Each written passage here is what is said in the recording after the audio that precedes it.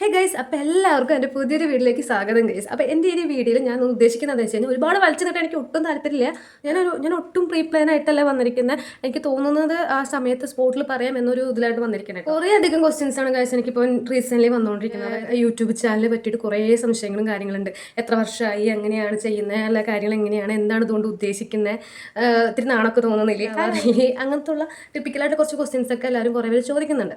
നമ്മുടെ റിലേറ്റീവ്സിലും ഉണ്ട്, ഫാമിലിയിലും ഉണ്ട്, അതേപോലെ തന്നെ നമ്മുടെ കുറച്ച് ക്ലാസ്മേറ്റ്സും അങ്ങനെ കുറേ കാര്യങ്ങളൊക്കെ ചോദിക്കുന്നുണ്ട്. കുറച്ചൊരു കളിയാക്കിയിട്ടും ചോദിക്കുന്നുണ്ട്, എൻ്റെ യൂട്യൂബ് വീഡിയോ അങ്ങനെ കളിയാക്കി ചോദിക്കുന്നവരുണ്ട്. അവരോട് എനിക്കൊന്നും പറയാനില്ല.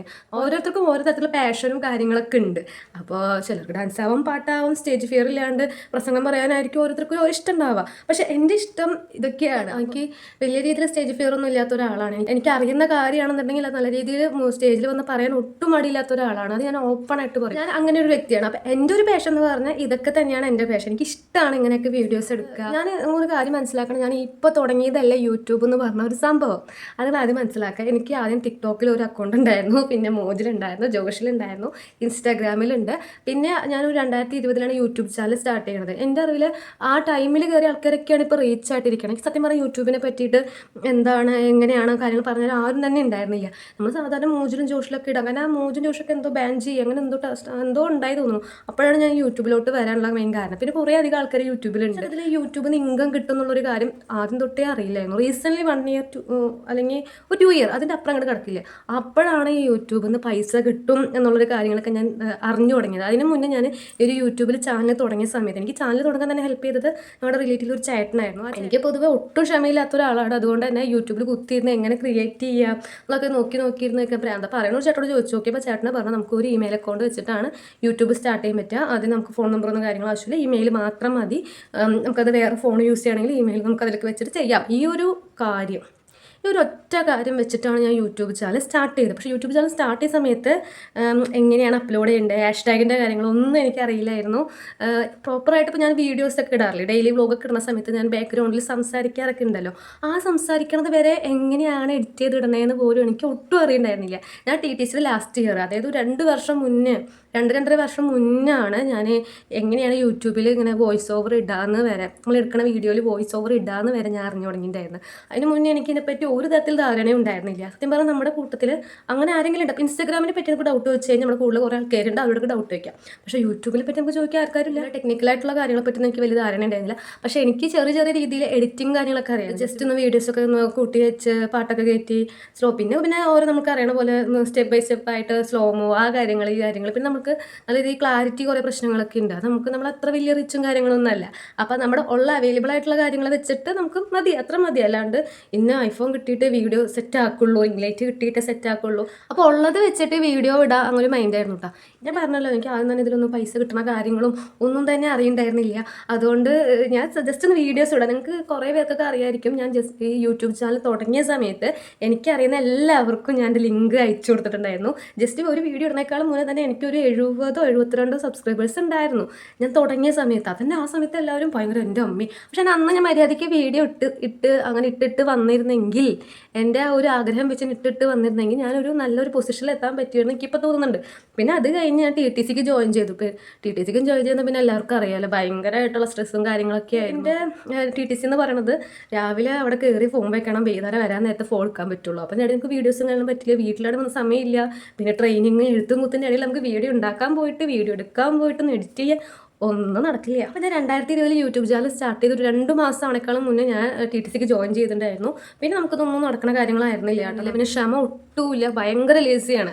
അപ്പോൾ ഇതൊന്നും ഇല്ലാത്തതുകൊണ്ട് തന്നെ നമുക്ക് മെനക്കെട്ടിരുന്ന് വീഡിയോസ് എങ്ങനെ എഡിറ്റ് ചെയ്യാന്ന് പഠിക്കുക, എങ്ങനെ പോസ്റ്റ് ചെയ്യുക, ആ കാര്യങ്ങളൊക്കെ പറ്റി തപ്പി പിടിച്ചെടുക്കാൻ തന്നെ ഒരു മൈൻഡ് ഉണ്ടായിരുന്നില്ല. അന്നുണ്ടായിരുന്ന കുറച്ച് ജെംസ് എൻ്റെ ഭയങ്കര, ഞാൻ ഇപ്പോഴും അവരൊക്കെ ഇടയ്ക്കിടയ്ക്ക് ഓർക്കാറുണ്ട്. അവരൊക്കെ എനിക്ക് കുറച്ച് മോട്ടീവ് ചെയ്തിട്ടുണ്ടായിരുന്നത് ഈ വീഡിയോ. അപ്പോൾ അവരുടെ ഫ്രണ്ട്സിനോടൊക്കെ പറഞ്ഞ് എങ്ങനെയാണെന്നൊക്കെ ചോദിച്ചിട്ടാണ് എനിക്ക് ഈ വോയിസ് ഓവറിൻ്റെ കാര്യങ്ങളൊക്കെ പറഞ്ഞു തന്നിട്ടുണ്ടായിരുന്നു. പിന്നെ ഡാൻസിൻ്റെ വീഡിയോസ് ഇടാൻ തുടങ്ങി. കുഞ്ഞു വീഡിയോസൊക്കെ അന്ന് ട്രെൻഡുള്ള പാട്ടുകൾ പ്രാക്ടീസ് ചെയ്യുക, കളിക്കുക.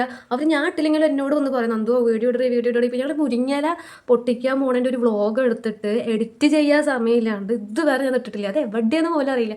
അവരെപ്പോഴും അത് പറയും. അവസാനം TTC കഴിയണ സമയമായിട്ട് പോലും ഞാനത് ഇട്ടിട്ടുണ്ടായിരുന്നില്ല.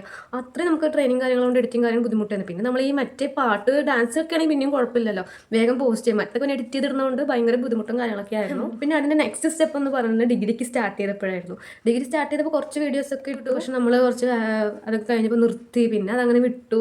പിന്നെ നമ്മളൊരു കാര്യം മനസ്സിലാക്കണം, ഞാൻ വളരെ വളരെ മടിച്ചിട്ടുള്ള ഒരാളാണ്. ഇപ്പം ഞാനൊരു വീഡിയോ എടുക്കുന്നത് ഇന്നത്തെ ദിവസം 14-ാം തീയതി ചിൽഡ്രൻസ് ഡേൻ്റെ അന്നാണ് ഞാൻ ഈ വീഡിയോ എടുക്കുന്നത്. പക്ഷേ ഞാനിത് പോസ്റ്റ് ചെയ്യാൻ പോണത് എന്നാന്ന് പോലും എനിക്കറിയില്ല.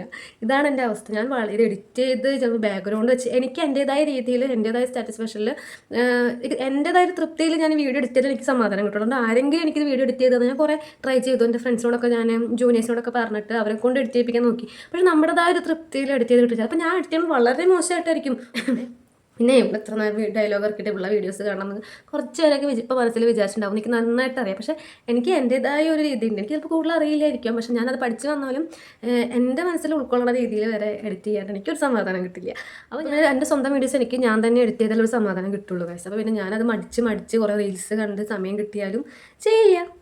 പിന്നെ ഗൈസ് ഞാൻ എൻ്റെ വീഡിയോസ് പിന്നെ നല്ല രീതിയിൽ ഇടാൻ തുടങ്ങിയത് എൻ്റെ മാരേജിന് ശേഷമാണ്. സത്യത്തിൽ എൻ്റെ വീട്ടിലുള്ളവർ, എൻ്റെ അമ്മ ആ ടീംസൊക്കെ നല്ല രീതിയിൽ സപ്പോർട്ട് ചെയ്യണം. എനിക്ക് ആദ്യത്തെ ഒരു ട്രൈപ്പോഡ് മേടിച്ചെന്നത് വരെ എൻ്റെ അമ്മയാണ്. എൻ്റെ ഒരു സ്കില്ല് കണ്ടിട്ടാണ് ഞാൻ പറഞ്ഞപ്പോൾ നീ മേടിച്ചോ ഞാൻ പൈസ തരാമെന്ന് പറഞ്ഞിട്ട് എന്നെ ആദ്യം സപ്പോർട്ട് ചെയ്ത് എൻ്റെ അമ്മയാണ്. ഞാൻ കുറേ ഡാൻസ് വീഡിയോ കളിച്ചപ്പോൾ അതിൻ്റെ ക്യാമറമാനായിട്ട് നിന്നത് എൻ്റെ അമ്മയാണ്. അവരൊക്കെ എന്നെ സപ്പോർട്ട് ചെയ്യുന്നുണ്ട്. ഞാൻ വീഡിയോ ഒക്കെ എടുക്കുമ്പോൾ അമ്മ എങ്ങനെ നിൽക്കണം കേട്ടോ എന്നൊക്കെ പറഞ്ഞ് കുറച്ച് വീഡിയോസിലൊക്കെ ഞാൻ നിർത്തിയിട്ടുമുണ്ട്. അപ്പോൾ വീട്ടുകാരിൽ പ്രശ്നമില്ല. അതേപോലെ ഇപ്പം ഞാൻ മാരേജ് കഴിഞ്ഞ വീട്ടിൽ അവിടെയുള്ളവർക്കും വലിയ പ്രശ്നമൊന്നുമില്ല. ചേട്ടനാണ് നല്ല രീതിയിൽ എന്നെ സപ്പോർട്ട് ചെയ്യുന്നുണ്ട്. ഇപ്പോൾ ഞാൻ ഒരു ദിവസം വീഡിയോ ഇട്ടില്ലെങ്കിൽ തന്നെ നന്ദുവിൻ്റെ വീഡിയോ കണ്ടില്ലല്ലോ അങ്ങനെ ഇപ്പോൾ അല്ലെങ്കിൽ കുറച്ച് ദിവസം വീഡിയോ ഇട്ടില്ല എന്നുണ്ടെങ്കിൽ എൻ്റെ ചേച്ചി വരെ നന്ദുവിൻ്റെ വീഡിയോസ് ഒന്നും ഇപ്പോൾ കുറച്ച് ദിവസം കാണാനില്ലല്ലോ, എന്ത് പറ്റി, കുട്ടികളായാലും പറയും മാമിയുടെ വീഡിയോസ് ഒന്നും ഇപ്പോൾ കാണാറില്ലല്ലോ, അങ്ങനെയൊക്കെ ഒരു പറയുന്ന സ്റ്റേജിൽ നിൽക്കുന്നതുകൊണ്ട് എനിക്ക് വീട്ടിൽ ഒരു പ്രശ്നം കാര്യങ്ങളൊന്നുമില്ല. പക്ഷേ എൻ്റെ സ്വന്തമായിട്ടുള്ള കുറച്ച് മടികൾ കാരണമാണ് ഞാൻ എവിടെയും എത്താണ്ട് പോയി. എനിക്ക് നല്ല രീതിയിൽ അറിയാം. പിന്നെയും കുറേ പേര് ചോദിക്കുന്നുണ്ട് നീ കുറേ അതിൽ വീഡിയോ ഇടുന്നത്. നമ്മളൊരു കാര്യം മനസ്സിലാക്കണം, എനിക്കിതിൻ്റെ എങ്ങനെയാണ് ഇതിന് പൈസ കിട്ടുന്ന കാര്യങ്ങളൊന്നും എനിക്കറിയില്ല. ഇപ്പോഴും വലിയൊരു ധാരണ ഇല്ലാണ്ടാണ് ഞാൻ പോയിക്കൊണ്ടിരിക്കുന്നത്. അപ്പോൾ ഞാൻ ആ കുറച്ച് വീഡിയോസിലൊക്കെ കണ്ടിട്ടുണ്ടായിരുന്നു. അവരെന്താ പറഞ്ഞതെന്ന് വെച്ചാൽ നമുക്ക് 3000 വാച്ച് അവർ വേണം, പിന്നെ ഒരു 1K അടുത്തായിട്ട് സബ്സ്ക്രൈബേഴ്സും വേണമെന്ന് പറഞ്ഞു. വെക്കേഷനിൽ ചേട്ടൻ വന്ന സമയത്ത് ഞങ്ങൾ കറക്റ്റായിട്ട് കണ്ടിന്യൂസ് ആയിട്ട് വീഡിയോസ് ഇടാൻ തുടങ്ങി. കാരണം എനിക്ക് അന്ന് ക്ലാസ്സിക്കും പോകണ്ട, എവിടെയും പോകണ്ട, നമുക്ക് എഡിറ്റ് ചെയ്യാൻ സമയമുണ്ട്. അപ്പോൾ പരമാവധി വീഡിയോസുകൾ ഇടാൻ തുടങ്ങി. അത് ഞാൻ ചേട്ടൻ വരുന്നേക്കാളും മുന്നേ എനിക്ക് 1K സബ്സ്ക്രൈബേഴ്സ് ആയിട്ടുണ്ടായിരുന്നു. എന്നാൽ വാച്ച് അവർ ആയിട്ടുണ്ടായിരുന്നില്ല. ഞാൻ കണ്ടിന്യൂസ് ആയിട്ട് വീഡിയോസ് ഇടാൻ തുടങ്ങിയപ്പോൾ എൻ്റെ വാച്ച് അവർ ഏകദേശം 5800, 3000 വേണ്ട 5800 ആയി. അതുപോലെ സബ്സ്ക്രൈബേഴ്സ് ആയാലും 1000 വേണ്ട അവിടെ ഒരു 3000 കഴിഞ്ഞു. ഇപ്പോൾ ഏകദേശം 5K എത്തിയിട്ടുണ്ട്. ഇത്രയായിട്ടും ഞാൻ ആലോചിക്കണം എന്തുകൊണ്ടാണ് ഇത് മോണിറ്റൈസ്ഡ് ആവാത്തത്. ഇവർ പറഞ്ഞ എലിജിബിലിറ്റി ഒക്കെ സെറ്റ് ആയിട്ടുണ്ട്, ക്രൈറ്റീരിയ കംപ്ലീറ്റ് ആക്കി, പിന്നെ എന്തുകൊണ്ടാവുന്നില്ല. പിന്നെ എനിക്ക് നോക്കിയിരിക്കുക, എനിക്ക് ഭ്രാന്താ. പിന്നെ ഞാൻ ചേട്ടനോട് പറഞ്ഞു, ആൾ കുറേ നേരം നോക്കിയിട്ട് എന്തൊക്കെയോ കണ്ടുപിടിച്ചു. എനിക്കാണെങ്കിൽ അതൊന്നും മനസ്സിലായില്ല. പിന്നെ ചേട്ടൻ പോയി. അതിന് ശേഷം അപ്പോൾ ഞാനത് വിട്ടു. അതിന് ശേഷം ഞാൻ കാര്യങ്ങളൊക്കെ എങ്ങനെയാണ് ഇതിൻ്റെ സ്ട്രാറ്റജി കാര്യങ്ങളൊക്കെ ഞാൻ പിന്നെ ആരോട് ചോദിക്കണവർക്കൊന്നും അതിന് പറ്റുന്ന ധാരണയില്ല. പക്ഷെ ഞാൻ കുറച്ച് ഹെൽപ്പ് ചെയ്ത കുറച്ച് പേരുണ്ട്, അവർ ഞാൻ മറക്കൂല്ല കേട്ടോ. അവർ കുറച്ച് പേര് അറിയണവരൊക്കെ ചോദിച്ച് കുറച്ച് എന്നെ ഹെൽപ്പ് ചെയ്യാൻ ശ്രമിച്ചിട്ടുണ്ടായിരുന്നു. സത്യത്തിൽ പറഞ്ഞാൽ എനിക്ക് മോണിറ്റൈസ്ഡ് ആവുക എന്നതിലുപരി എനിക്ക് എൻ്റെ മെമ്മറീസ് സ്റ്റോർ ചെയ്യണ ഒരു സ്ഥലം